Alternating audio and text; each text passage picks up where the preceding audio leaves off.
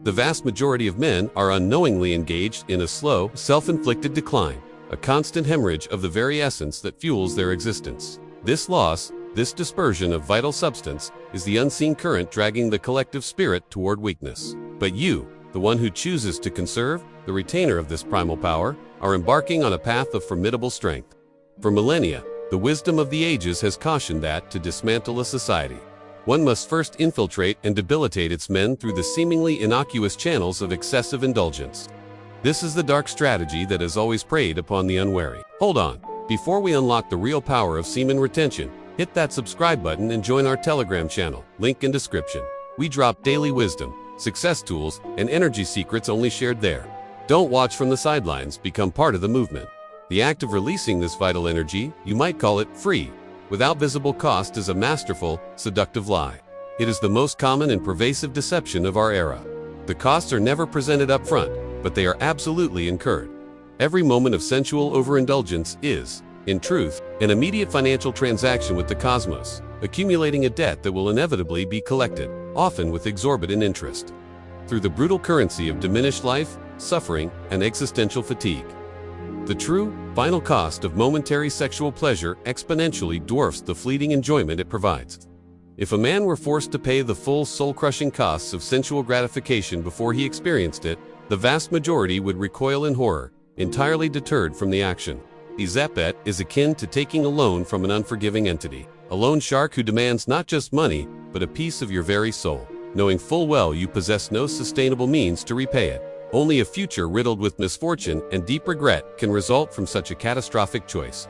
This trajectory is a road to ruin, and it is a path you must consciously choose to abandon. Beyond the visible deterioration and the familiar ailments that accompany a physically aging body depleted of its fundamental life force, there is a more insidious form of suffering inherent in this habit, the profound tragedy of growing old, mentally and spiritually, long before your chronological time. This premature decay dulls the senses and stifles the spirit, making life feel heavy and monochromatic. Consider the magnetic attraction and innate fondness adults feel for infants and young children. This is not mere sentimentality. It is a primal recognition of pure, unspent vital force. Their delivery into this world is recent, their reservoir of energy deep and untainted. As the masses progress into adulthood and beyond, this precious vitality is aggressively depleted. While a rare few manage to guard it well into their years, the majority in the contemporary world are losing it at an alarming premature rate. This energy is squandered through a myriad of modern weaknesses, the lethargy of a sedentary existence, the dulling fog of gluttony, the destructive pattern of poor sleep hygiene, the chronic overstimulation of every sensory input, the acidic corrosion of negative and fearful thought patterns, and the simple neglect of physical and energetic cleanliness.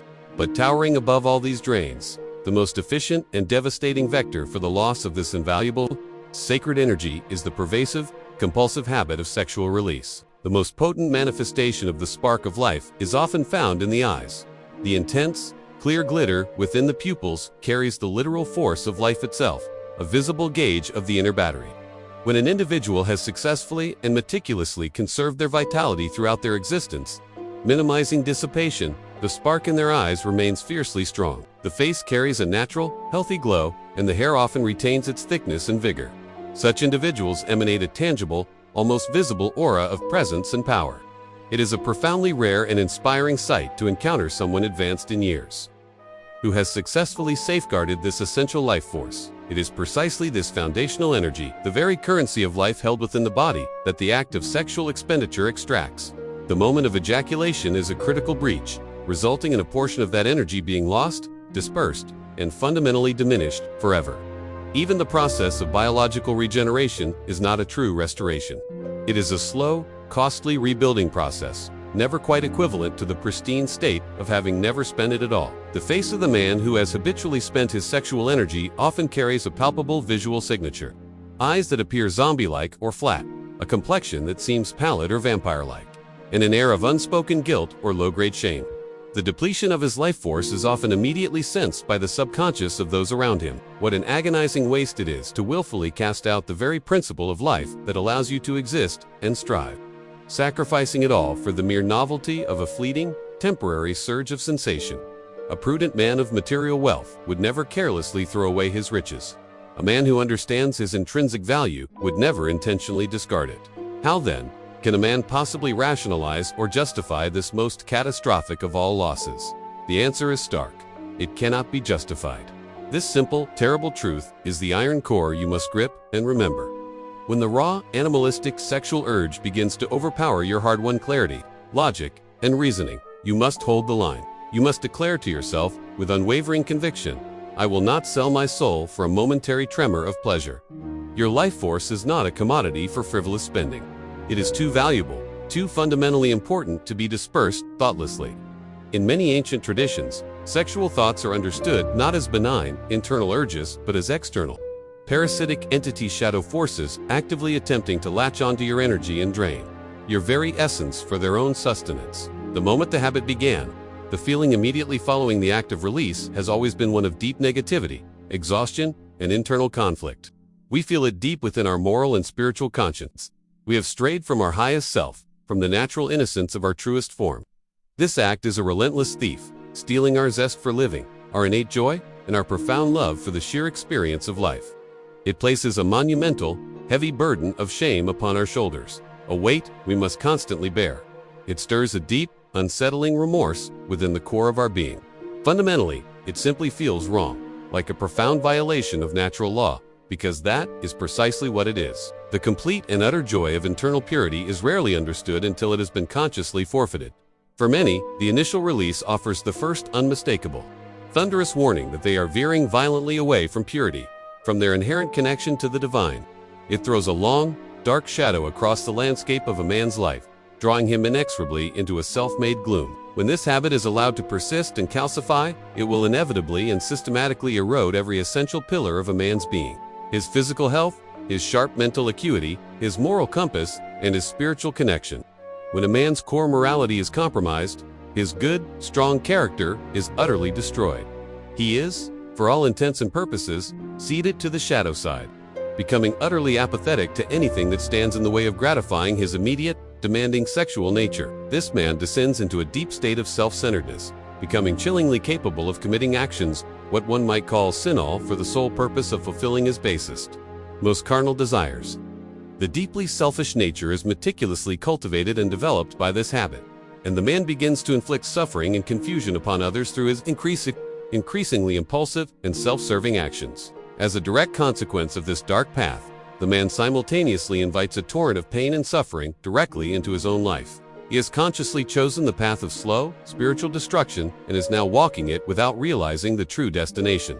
The immediate pleasure of the orgasm becomes his new, cruel god, and he ruthlessly sacrifices all other potential goods: his health, his relationships, his future in its obsessive pursuit. He desecrates his own self, his inner sanctuary, the sacred kingdom where his spirit and higher self reside, for the sake of base, temporary, sensual stimulation. His innate ability to appreciate all the higher, more sublime pleasures of life is incinerated and reduced to ash by the relentless, consuming fire of his unchecked lust. He loses the capacity to truly appreciate goodness and virtue in others. He feels no genuine, expansive joy in simply living. He harbors no animating, guiding spirit, creative and artistic insight. The muse that fuels all great human endeavor utterly abandons him. He is descending, not into a metaphorical fire, but into the existential hell of his own making.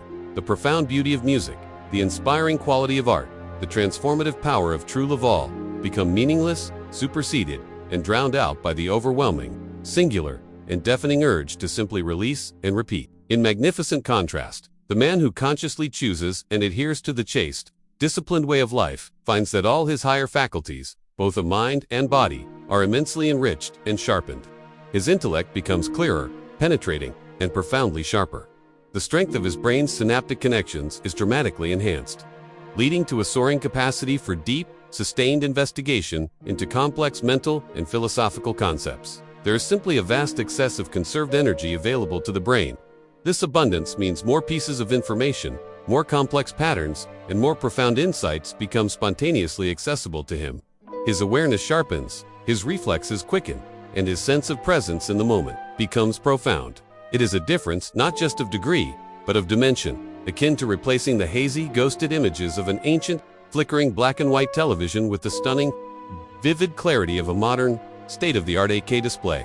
The functional disparity between a chaste, conserved mind and a sexually depleted, fragmented mind is nothing short of drastic and life. Chastity is a powerful internal forge that molds you into a genuinely good and potent man.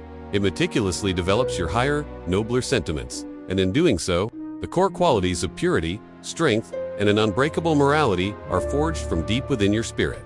You are no longer driven by narrow, fleeting self-interest.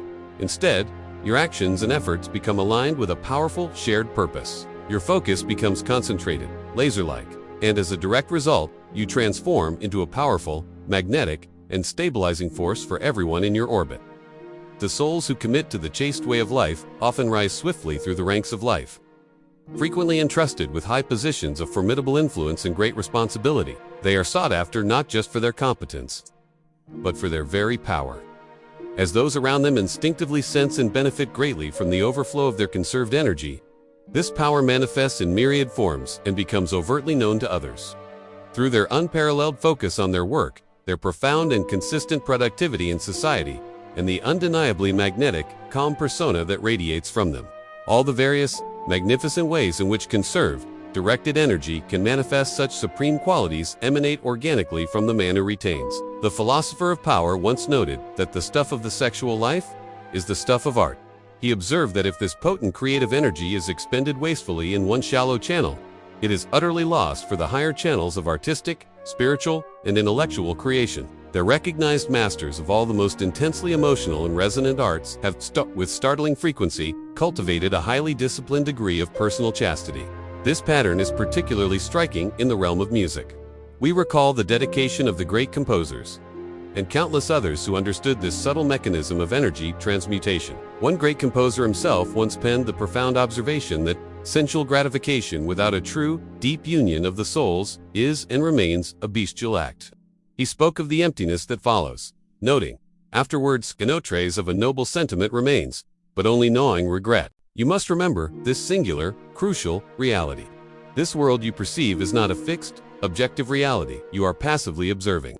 You are experiencing the totality of existence filtered through the delicate, complex lens of your own brain and nervous system. A consciousness that is degenerating, fragmented, and depleted will inevitably degenerate the entire, subjective universe in which it resides. Have you ever dared to deeply consider that the persistent misfortune, the chaos, and the deep suffering you observe around you could bear an intimate, direct relation to the deep misdeeds you commit against your own sacred, internal organism? I believe, with absolute conviction, that these two forces are fundamentally and intimately connected. The energetic choices you make, the inner disciplines you uphold or abandon, are actively, moment by moment, shaping the very nature of the reality you are here to experience. It is entirely possible that your internal, energetic dissipation is the very reason bad, chaotic, or difficult situations continue to manifest and occur in your external life. The universe you inhabit is profoundly and subtly connected to the integrity of your very brain and spirit than your intellect may currently comprehend. Your every action and inaction in this world possesses undeniable weight to compromise and destroy the very filter through which you experience all of creation. Via the habitual act of sexual release may very well be a slow, spiritual destruction of the entire universe in which you reside. One of the great spiritual leaders of the modern era captured this cosmic connection perfectly. The human body is the universe in miniature. That which cannot be found in the body is not found in the universe. If our knowledge of our own body could be perfect, we would know the universe. If this video gave you real value, tap the thanks button. Your support helps me keep creating deeper content like this. Every thanks is a spark that keeps this mission alive. Your support means more than you know. Your profound, deeply guarded inner state is the master shaper of the external universe you are destined to live in. To protect and conserve one is, simultaneously, to protect and empower the other. Therefore, even if you feel insignificant or utterly powerless to change the colossal, seemingly intractable problems of the world around you, you possess the ultimate point of leverage. Start with yourself. By choosing the chaste, disciplined life, a life of profound retention and vital conservation, you initiate an unstoppable, ripple effect transformation, eventually influencing and fundamentally reshaping the entire reality and existence in which you are placed.